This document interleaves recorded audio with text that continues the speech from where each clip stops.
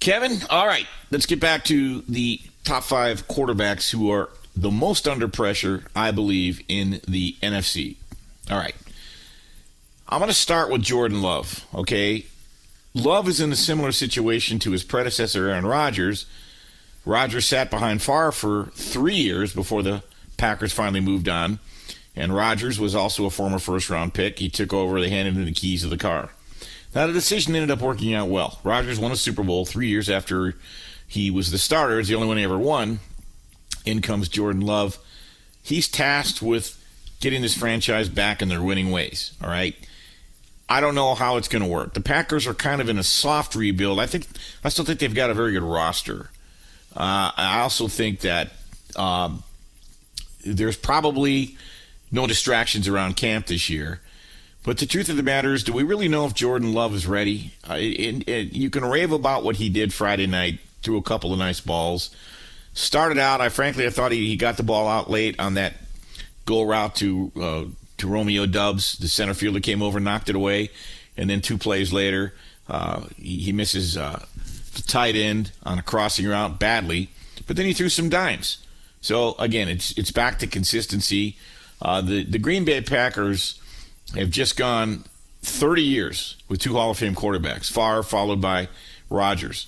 So we'll see what Jordan Love can do. I think they already know what he can do. I think there's going to be a fairly short leash. If he has a rough year this year, I think they'll be looking for their succession plan. So there is pressure on Jordan Love, and that's a very winnable NFC North. I don't think the Bears can win it.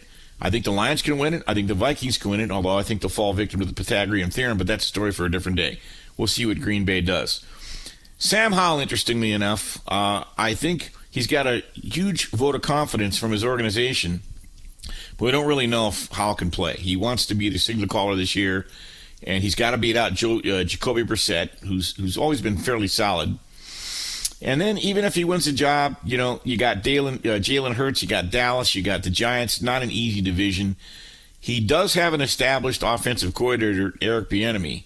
But listen, Bieniemy's old school.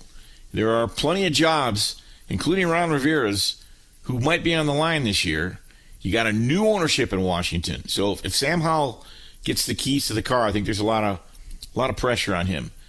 Kirk Cousins, clearly there's pressure on Kirk Cousins.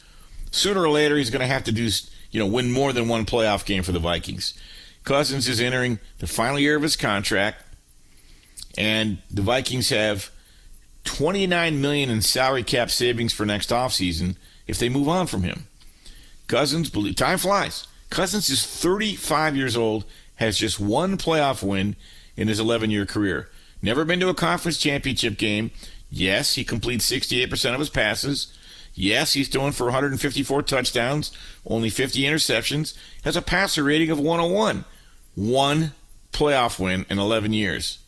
By the way, if Cousins throws 25 touchdown passes this season, he'll be the 5th player in NFL history to reach that mark in 9 consecutive seasons. Pretty good company. Peyton Manning, Drew Brees, Phillip Rivers, Tom Brady. Cousins will most likely do that. Even the playoff numbers are decent, 71% completion rate. But he doesn't win in the postseason. Pressure's on for Kirk Cousins. He's got to get over the hump. Another guy the pressure's on, I think, is Derek Carr. Derek Carr is a good guy. He's a good quarterback until it matters. Catch him on 3rd down, catch him in the 4th quarter, catch him in the red zone. You saw he didn't even cross midfield against New Orleans last year. There's a reason Josh McDaniels moved on. The Saints believe they've improved at quarterback. Again, don't tell me, show me. It's time for Carr to prove that his final year in Las Vegas, by the way, he had Devontae Adams, 1,600 receiving yards. Josh Jacobs ran for a ton. That was an indictment of the Raiders' offense and perhaps of Josh McDaniels. This is where we're going to find out. If it was McDaniels' fault, Carr will have a good year in New Orleans. If it was Carr's fault, then Jimmy G will have a good year, regardless. Carr is hoping to have the same effect maybe that Matt Stafford had with the Rams. The Saints have problems. They've had problems finding a consistent quarterback ever since Drew Brees retired. They're the only team in the NFC South to have a top 10 defense in points and yards allowed last season, so there's going to be no excuses for Carr if you can't get the job done in New Orleans. He's never played with a defense ranked better than 20th in points scored per game in his 9th season with the Raiders. So If that's the excuse, well, then we'll see. And I get it. The Raiders' defense did no favors for Carr. So he's getting a complete 180 regarding the Saints' defensive unit. Saints, fourth in the NFL in points per game allowed the last 5 seasons. Haven't had a defense ranked below 14th. That's pretty good. That's pretty good consistency. Carr has 1 playoff start on his resume. That's it. So, if you're telling me he's the best quarterback in the NFC South, over, I guess, Baker Mayfield, who actually has a playoff win, actually had Kansas City beat, the defense gave it back. And oh, by the way, then you got Desmond Ridder in Atlanta and Bryce Young in Carolina. So what's that like, being the best ice skater in Iran? What's the big deal about that? So Carr's the best quarterback in the NFC, then go out and prove it. He's got an opportunity.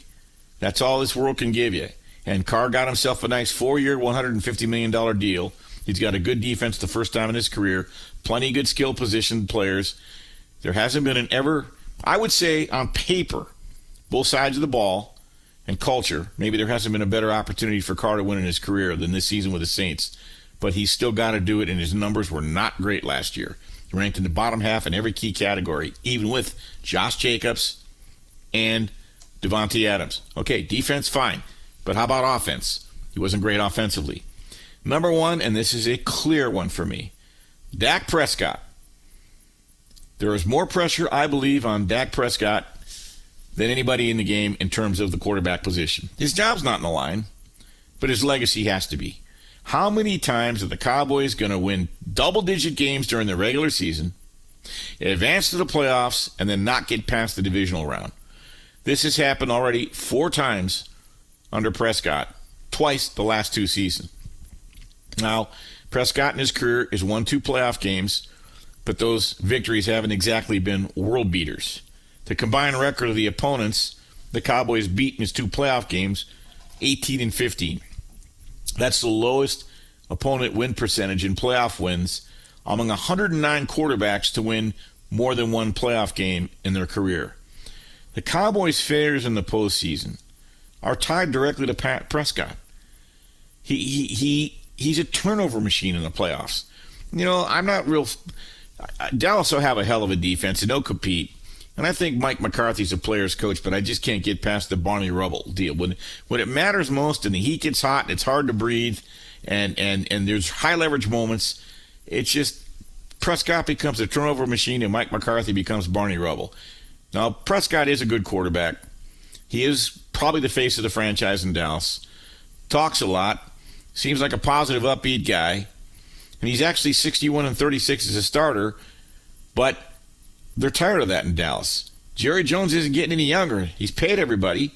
They just can't capitalize on their playoff runs. At this point, Dak Prescott has to prove he can lead the Cowboys past the divisional round. What the Cowboys do in the regular season typically has been impressive. That's empty calories, man. Given their performance in January, they always manage to end the season with a thud, and Dak Prescott is right in the middle of it. Dallas, on paper, pretty loaded roster on both sides of the ball. You could say, on paper, they're a legitimate Super Bowl contender. The NFC is not as strong as the AFC. Frankly, there hasn't been a better opportunity for Dallas to advance past the divisional round that I can remember. If they don't, now, people ruminate that Mike McCarthy could maybe lose his job. I don't see it. McCarthy is the perfect guy for Jerry Jones. He's a yes man. He's a no man. He does whatever. He's perfect for Jerry Jones. Jerry keeps those guys around. But Prescott's future, what do? He's going to turn 30. He can't bring the Cowboys to the Super Bowl glory.